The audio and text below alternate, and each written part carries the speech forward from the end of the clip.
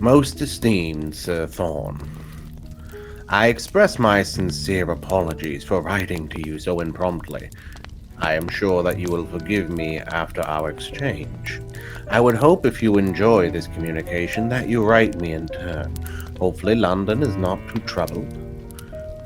How has the city been treating your clan? How fares Prince Regent Valerius?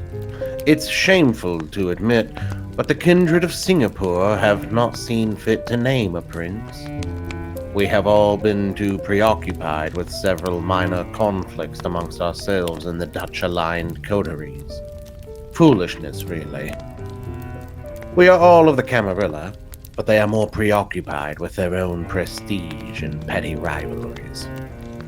Inescapable, one might suppose. Do inform me of the state of London if you respond. I understand you have an interest in shipping here in Singapore. Should you come to oversee your affairs, I would offer you my hospitality and show you the splendors of the Orient. I may even be able to show you some of the new commodities being produced, which might make more gainful business. Be sure to inform me as to your shipping interests, as I might be able to assist you in this. But it is imperative you write to me on the state of London and my sire if you are acquainted. The state of fair England as well. It is dreadful trying to get information of what is happening in the British Isles while so far away in the Orient. Sincerely, Lord Varney, child of Aloysius Habsburg of Clan Ventrue.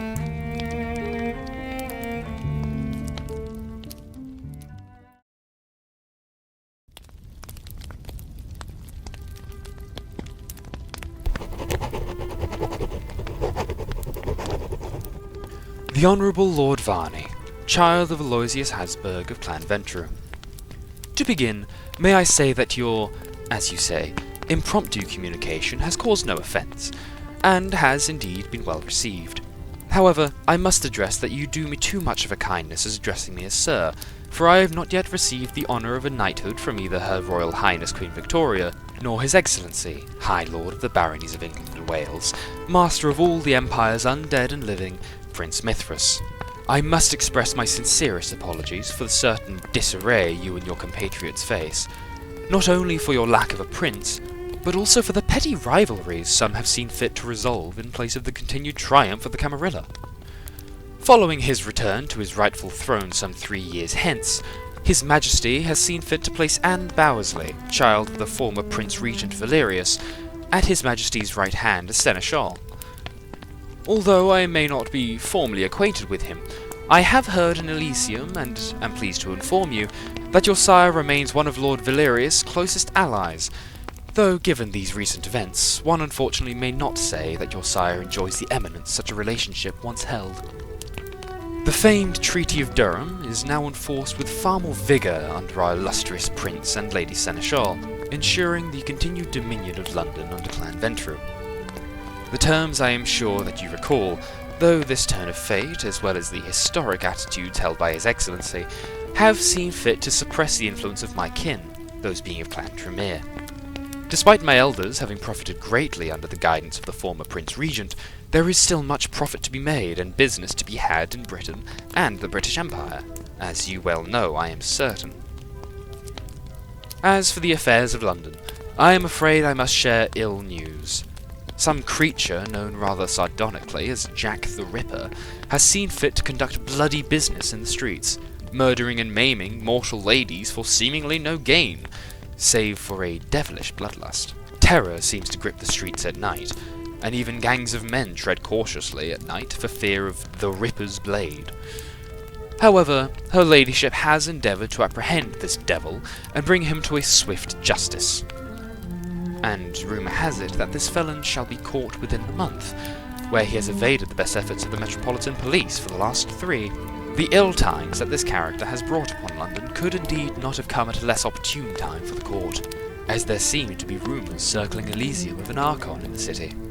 Although I myself am not one for the rumour mill, I do see some merit in the idea, as there have recently been 2 very prominent additions to the court, those of Don Cero of Clan Bruja, and his African child, Theophilus Bell.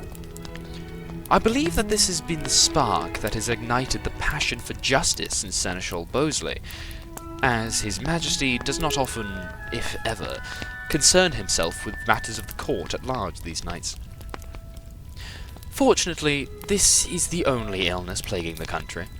There has not been much more of note, save for the steady growth of the Empire and the beautification of our city's bridges and infrastructure. I shall graciously accept your offer of hospitality in my visit to Singapore in the coming months, though I am afraid that any specific preparation on your part, due to my shipping interests, may be somewhat in vain, as I make my business capitalizing on any commodity that does not spoil on the seas. Rare pressed and processed flowers fetch a price nearly as dear as the finest Indian silk and spices in certain markets, and in our wondrous free market, all may vend in prosperity. Thus I shall be ever so grateful, as I am now, for your offer of hospitality, and will truly relish in what splendours you see me as fit to share in. I am of the utmost confidence that my time in the Orient shall be one that I shall remember fondly, and look forward to it with bated breath. I shall write to you before making preparations for my trip, though further communications prior to that time would again be most welcome. Until we finally meet. Humbly, Mr. Thorne, child of Trevor Finch of Clan Tremere.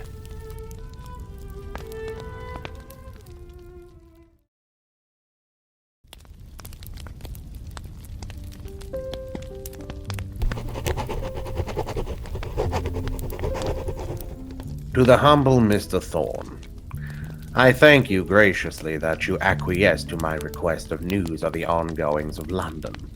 Moreover, I thank you your due diligence for informing me of my sire. I must clarify, however, that I meant not to offer you something as disingenuous as flattery by addressing you with the title of Sir, but instead I wish to let you know that in Singapore you would most assuredly be received with the proper respect. I am acquainted with a member of your clan within Indochina, a queer fellow who busies himself with the supernatural lore of the East, spirits and such. If I sound dismissive, then I express my sincere apologies. It is not disinterest, it is a confessed ignorance. I am not familiar with the mystic arts, though I have been familiarizing myself with it more than I had ever suspected in this strange land. This all to say that unfortunately there are none of your clan in Singapore, so it pleases me greatly to hear you will come. I assure you the city will be more welcoming than London under Lord Mithras. Remember, Mr. Thorne, the world is sensuous, and you cannot stop people from saying extremely ill-natured things. Though His Grace Lord Mithras holds my deepest admiration as a Ventrue to be emulated in many things, and sovereign master of the British Empire, I must express my own disagreements. Fear not, Mr. Thorne. I have no ill will towards you. As a matter of fact, I wish to offer you a sincere gift. I have written a solicitor regarding property I still have in my possession, a residence in Lambeth. Please accept it, as it has lost any use to me save as a gift. I shall warn you of Lambeth Palace and the aura of faith which clings to the place. However, the area's heavy industry may be a place of interest for wise investment, being cautious of whom else has noticed this, of course. Sincerely, Lord Varney.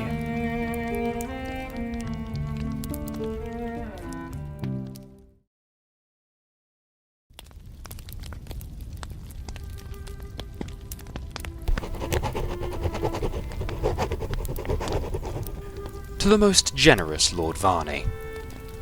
Lord Varney, it was my pleasure to inform you of the ongoings of London. Any proud son of the Empire deserves to know the state of his motherland, as well as the state of one's sire. Please rest assured, Lord Varney, that I bear no offence for the title you had given me, but merely wish to clear away any potential miscommunications due to the rumour-mill nature of the seas, as well as the amplification of such due to the scarcity of information being shared between our respective corners of the world. Instead, I thank you for your non-flattery most kindly, as I shall be making preparation to sail for Singapore in the next few weeks, following the conclusion of some business. To that effect, I must ask of you two things, Lord Varney. First, that you reveal to me some form or hint of gift that you would appreciate in return for that which you have given me. Despite what objections you may have, if you will forgive my presumptions as to your kindly character, I hold that the repayment with interest of a free debt of gratitude enriches both parties.